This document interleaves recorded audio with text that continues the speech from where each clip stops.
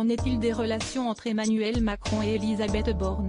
Lors d'un déplacement en Alsace fin avril 2023, le président de la République a renouvelé sa confiance à sa première ministre. Toutefois, d'après les informations du Parisien publiées ce dimanche 7 avril, Elisabeth Borne ferait l'objet de critiques de la part du chef de l'État.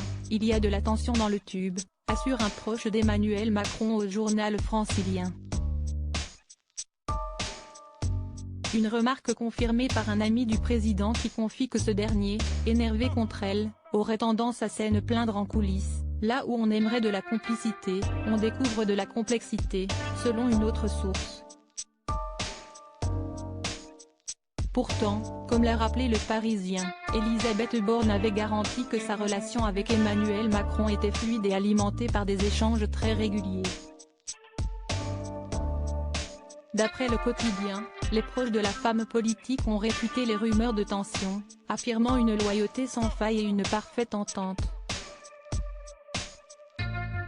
Quant aux divergences d'opinion, celles-ci ont été balayées d'une traite par une autre source assurant des différences de style mais aucune divergence de fond.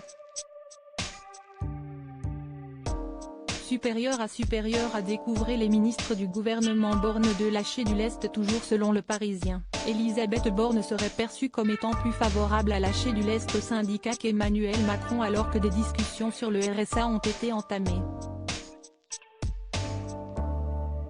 Le 26 avril dernier, la chef du gouvernement présentait sa feuille de route relative au travail et à l'emploi à la sortie du Conseil des ministres.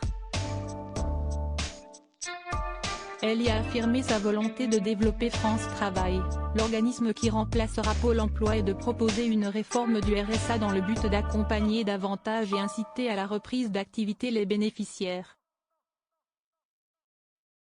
Ces déclarations font suite au projet de loi Plein emploi, une promesse de campagne d'Emmanuel Macron, qui sera mis à l'ordre du jour du Parlement dès le début du mois de juin. Article écrit en collaboration avec 6 médias. Crédit photo, Stéphanie Lecoq-Poul.